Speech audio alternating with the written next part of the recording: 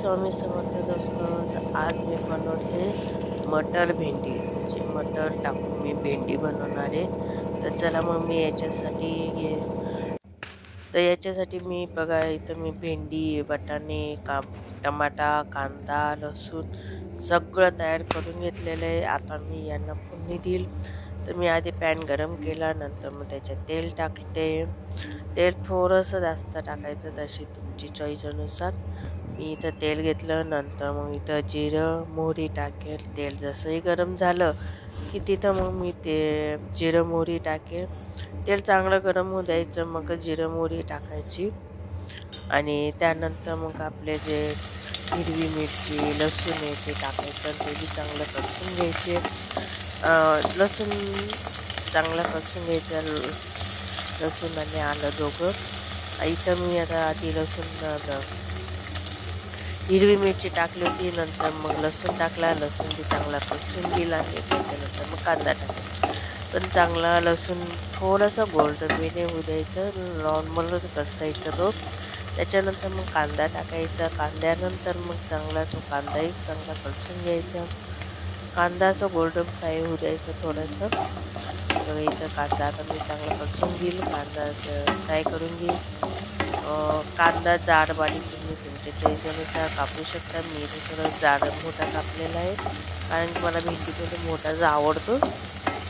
तसं पण मी तसंच कापते. त्यानंतर मग इथं टाकूया आपण टमाटा. कांदा चांगला टमाटा टाकून घेऊ. टमाटा मस्तपैकी बारीक कापला आहे मी टमाटर, कारण की तो लवकर शिजून जावं म्हणून.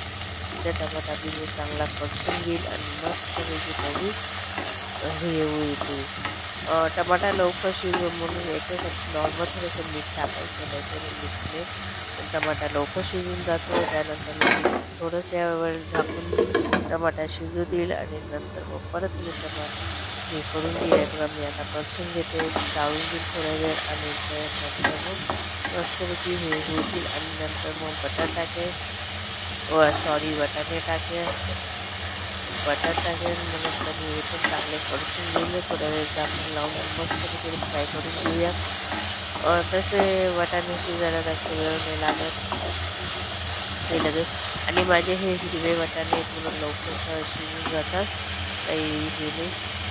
हिरवेच मटार घ्यायचे, ते लवकर शिजून जातात. त्यानंतर मग इथं आपण मसाला टाकूया. मसाल्यामध्ये लाल तिखट, गरम मसाला, हिंग, जिरं, हळद हे सगळं मिक्स करून टाकून द्यायचं. आणि चवीनुसार मीठ. मीठ पण मग आपण मीठ व्यवस्थित टाकायचं. आधी पण आपण टमाटर शिजायच्या वेळेस टाकलं होतं, म्हणून थोडंसं कमी टाकायचं. नंतर मग मसाला चांगला शिजला का नंतर भेंडी टाकायची. भेंडी टाकून मी मस्तपैकी फ्राय करून घ्यायची भेंडीला आणि मस्तपैकी ती चाळायची. आणि जेवढी तुम्ही चांगली फ्राय करून घेणार ती तेवढी टेस्ट येईल. इथं बघा, भेंडी मी मस्तपैकी फ्राय करून घेतलेली आहे आणि तुम्ही बघू शकता छान कलर आलेला आहे. आता मी हिला थोडा वेळ झाकण लावून शिजू देईल आणि मस्तपैकी आता ही आपली भेंडी मस्तपैकी कलरफुल झालेली आहे. बघू शकता तुम्ही. हे बघा, मस्तपैकी झाली. बघा किती छान कलर आलेला आहे तिला.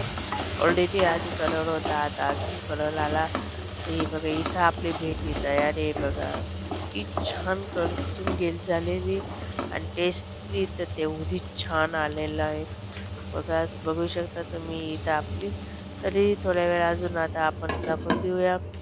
इथं माझी मटर भेंडी तयार आहे. तुम्हाला कसे वाटले मला कमेंट करून नक्की सांगा. आवडले असेल तर लाईक, शेअर आणि सबस्क्राईब नक्की करा. पुन्हा भेटूया पुढच्या व्हिडिओमध्ये. तोपर्यंत बाय. श्री स्वामी समर्थ.